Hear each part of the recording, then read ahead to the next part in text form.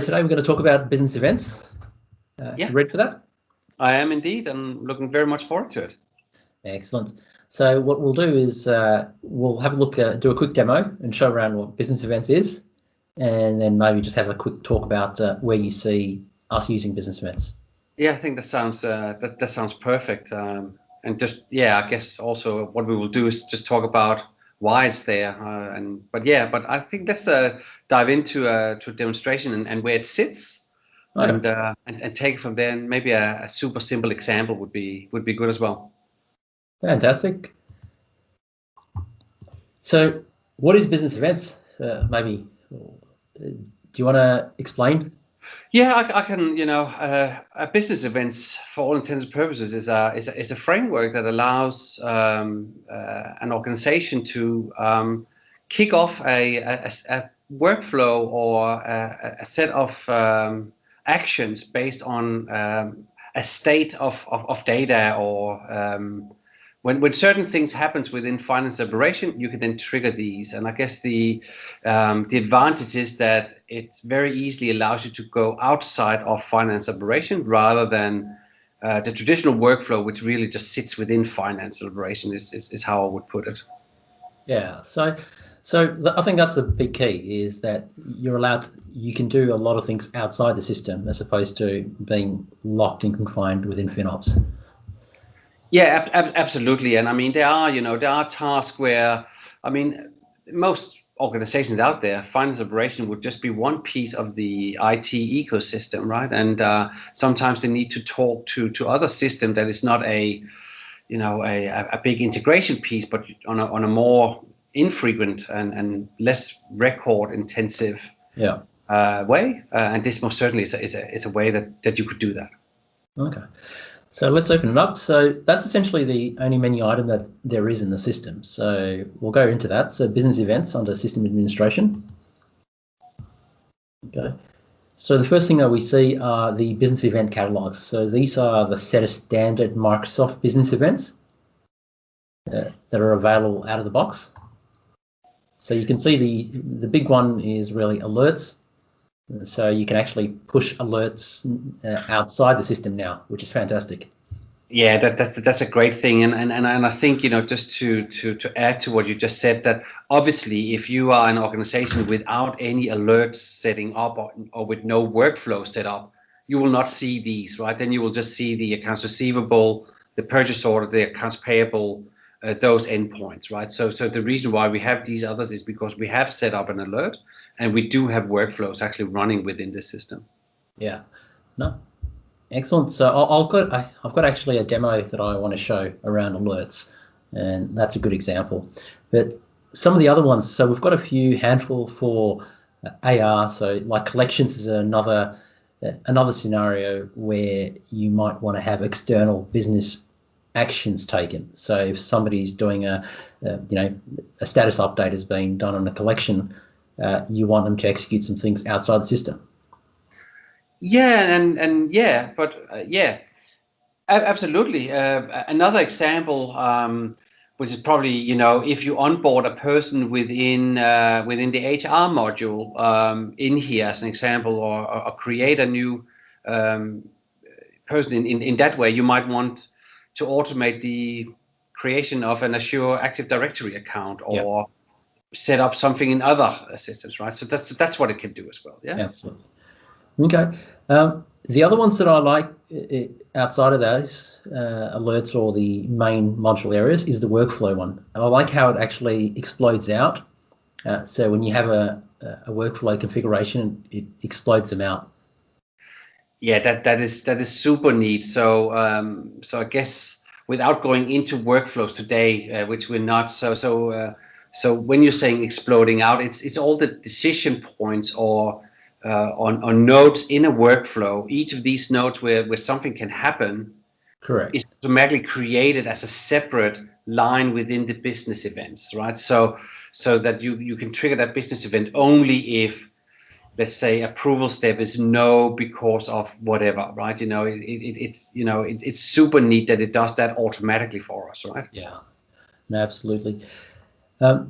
So the first thing that we see here on alerts is something called a schema. So that's pretty important. So I'll show you where that kind of plays a part.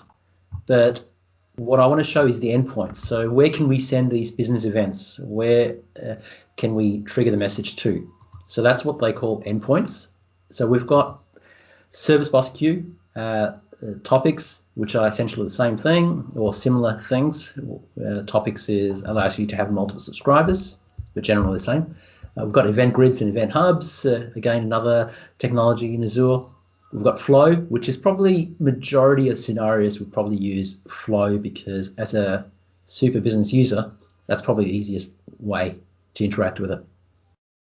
It's the most integrated way, isn't it? If you were in the Microsoft, then that's the easiest, most certainly the easiest way. It's Lego. It's drag and drop, right? Yeah, correct.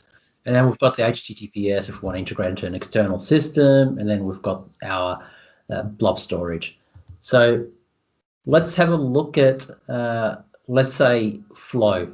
And would it be fair to say that they have that they continue adding into these endpoint times? I'm pretty sure that just 2 months ago the blob storage wasn't there.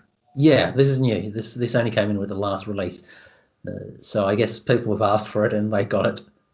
And I think that's important, right? That yes, there are these standard mechanisms right now, but you know, as Microsoft is listening to say, okay, we want to interact with other connections, and they add it into the product, right?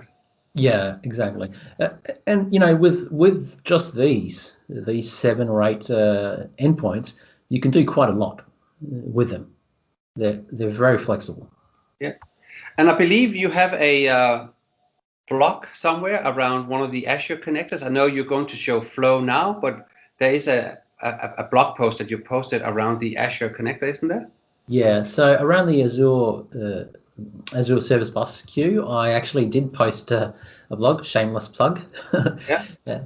And the reason I did this one is because I tried to go set it up and I had some trouble around the registrations and the application permissions, and I was kind of jumping around the Microsoft Docs site. So what I ended up doing is kind of sequenced them in the right order. So, you know, doing the application registrations, doing the service bus, getting the key vault, and then configuring the FinOps side of things.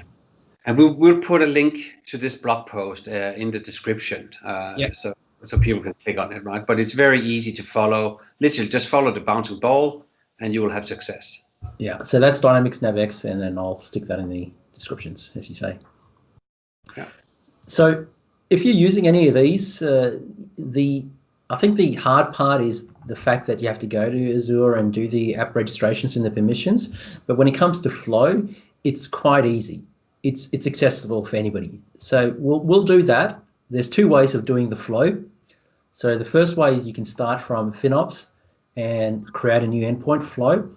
And then what you do is you put a URL in here for your Flow. Okay. The other easier way is actually to start off within Flow. Yeah. And I might actually do that now. And I think you should do that, right? Because I think that for even some power users, the moment you say, then you need to put in a Flow URL. Some people wouldn't know what that is, right? Correct. So what I'll do is I'll create a new one. So I'll do new, and then I'll say it's an instant one. So from a template. So what we'll do is, actually I got that one wrong. We'll do one that is automated. So, yeah, so that's interesting there with Flow now, you know, that they have those different templates, you know, that's also something that's just come out. Correct. It was kind of confusing for me at first, but once I clicked around, I kind of knew what was what. Yeah, I had to play around with it a little bit, but that's okay. Yeah. So this is the new one that I just created. So I'll give it a name, and then in here, what I'll say is Dynamics 365, and you'll see this one called When a Business Event Occurs, and it's one for finance operations. Okay, and I'll hit create. So what that does is it actually creates the first part for me. Okay, and it's a matter of selecting your instance. I won't do that because I don't want to show the list of my environments. I'll go to one that I created earlier. But it suffices to say, with the security as the power user, you then get in and you now get access to the environments that you have access to, Correct. and you pick that, right? And then we can continue here, right? Correct. That's pretty much it. Okay, so you can see at the top, I've got my environment that I've picked. Okay, in here, I get a choice of the catalogs. So in here, I've chosen alerts. I could have chosen some of the other business event categories. And then when an alert is created, so that matches to this list here. Yeah. So that's the category column, and that's the business event. Yeah. And then in here, I've selected USMF. This is pretty important. Okay. And then the one thing that people get confused about, but thankfully there's a blog post that was posted a couple of days ago, early July, around the parsing of the message. Yeah. Okay. And so literally 3 days ago. Yeah. So the first thing that I do is I just click on Actions, Add, and type in JSON, and the first thing that you'll see is the JSON parser there. Okay. And what I normally do is click on the contents body, and for the schema, you don't have to use a schema generator outside the system. There is this thing called, this link at the bottom, use sample payload. Okay. So in few words, why are we parsing JSON? Why are we doing that and not just going directly to the notification as an example? So just in few words, why this is an important step and what it actually achieves. Okay. So one thing you'll notice is that each of these messages has their own schema, so their own fields, and is it an integer? Is it a real value? A number? Basically, all the variables, I guess. Yeah. Exactly. Yeah. So for us to be able to interact with it inside Flow, instead of having one large message that's just a string, I'll download one actually. So I'll download that schema and open that up. So now that I've got that opened up, you'll see the schema. Let me copy that into actually something that's a bit more readable. So here's one that I actually did earlier. So the message, all that has is the top node, and then it's all the different sample values in there. Yeah. Okay. You don't have to know anything about them. It's just a sample message. So all you do is just copy that string, come back into Flow, use sample payload, and I'll show you what that looks like, and hopefully it'll answer your question. So this schema just pretty much describes that sample message. You'll see that, it'll say this is a string, this is an integer, and so on. Yes, so basically, would it be correct to say that what you're actually describing here as well is that when the business event occurs in the first step, because we're parsing it, we're now translating it into something that the notification can understand. So basically, now you have all these variables that you can put out. So we're sending what the alert was, who sent it, yada yada. It's kind of like how you enable it to write something intelligently in that notification. Exactly. So there's the parser, JSON parser. It exploded the message out to all the different fields. So now all I need to do is just click on something to add it into Flow. Yeah, perfect. Okay. And that's pretty much it. So once I've done that inside Flow, what you'll notice is if I come back to FinOps and I come to the endpoint, it'll actually create a Flow endpoint and put the GUID on it. Yeah. Okay. I don't like this. I wish it had the name, but I know the name isn't static. The name can change. Yeah. It would be good if there was a field that could be added next to it, maybe, a friendly name description. Yeah, exactly. Yeah, that would be helpful. But in saying that, I guess, it is more of a super user type thing. And I guess in theory, you could just add a custom field into this form, couldn't you? Friendly name. I wouldn't go that far. We're not going to do that in this. right? But we could. But it would have been nice that you could, if we could do that. So I agree with you in that, right? Because the only other description you have is over on your right hand side, right, where it says that it's when an alert rule is triggered, right? Correct. Yeah. Exactly. That's one way of knowing.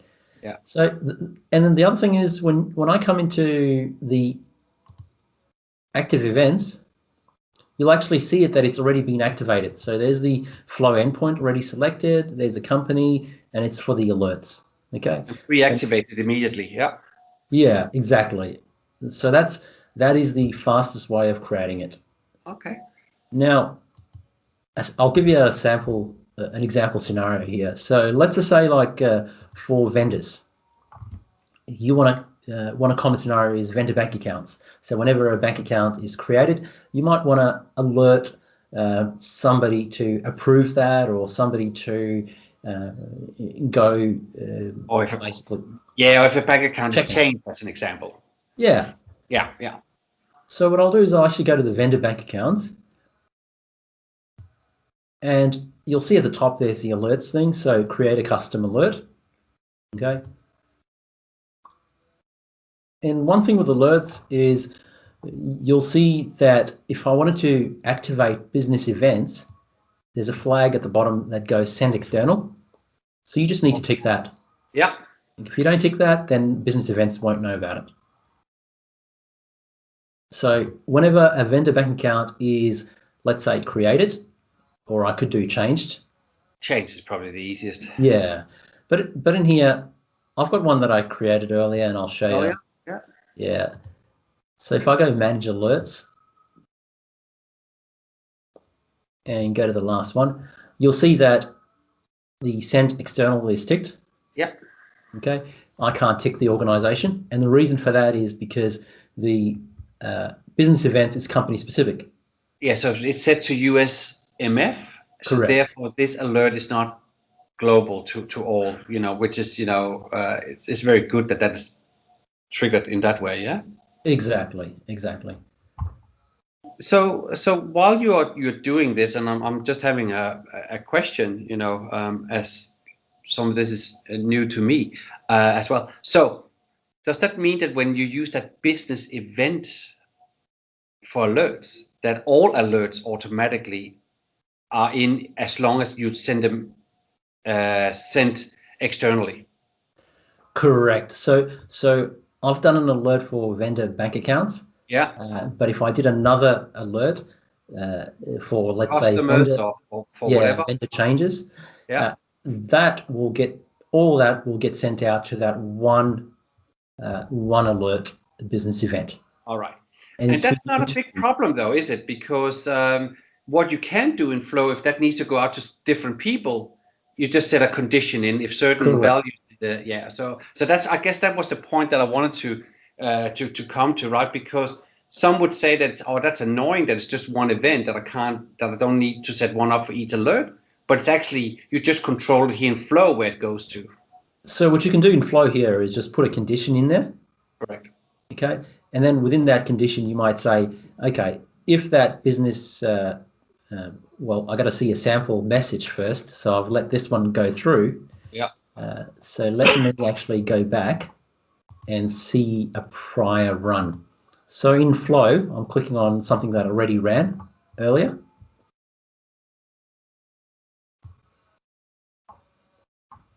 So you'll see the message in here. It'll show you what the message that is sent. Okay.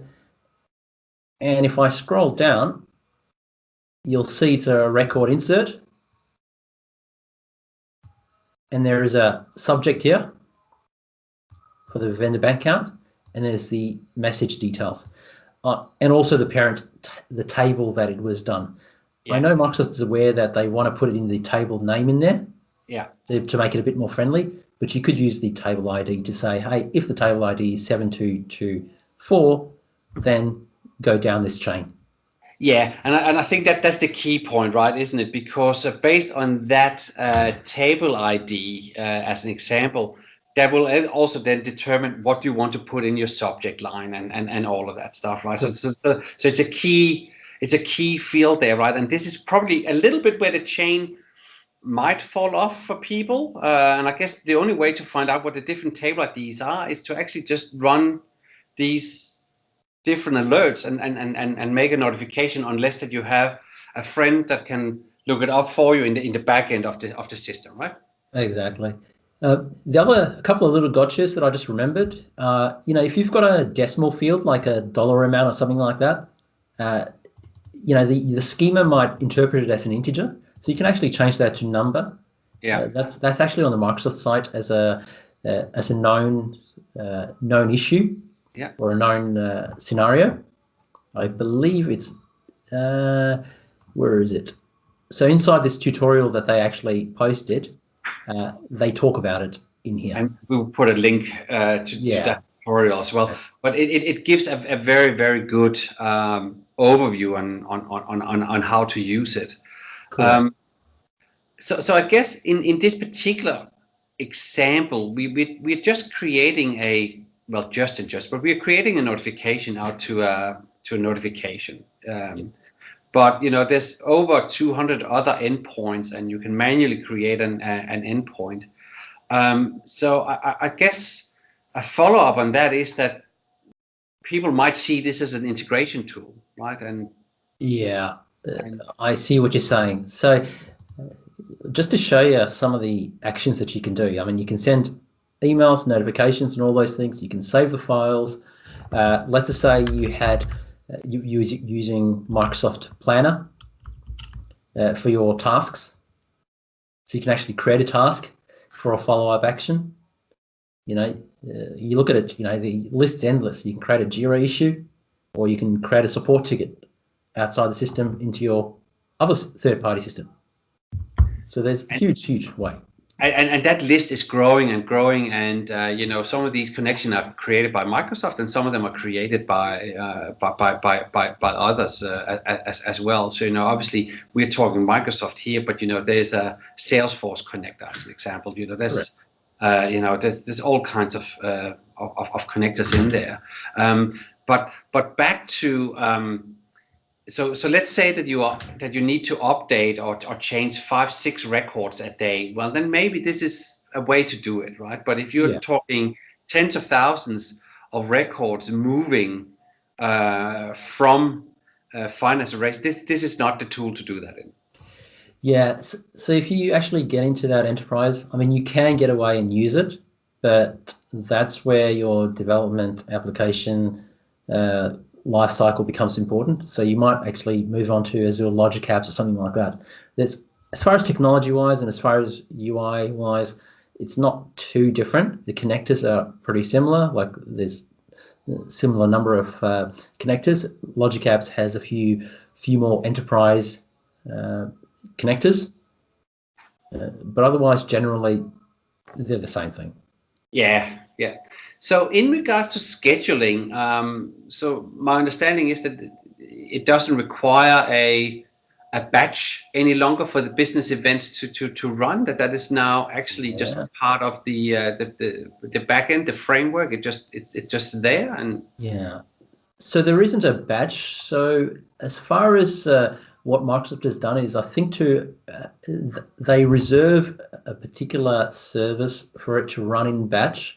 Like you don't see it. There is no batch job or anything like that. But if you do want to create a batch job for you to be able to debug, you can still do that. And that is there's a class that you can actually schedule. So if you read this documentation and scroll down here, you'll see that you can schedule this business event bundle batch process class. And we'll put a link into that, I guess, because it's just if some of you have played with this in 10.02, you would have noticed that there was a batch, and it's gone in 10. The menu item is essentially pretty much gone. Exactly right.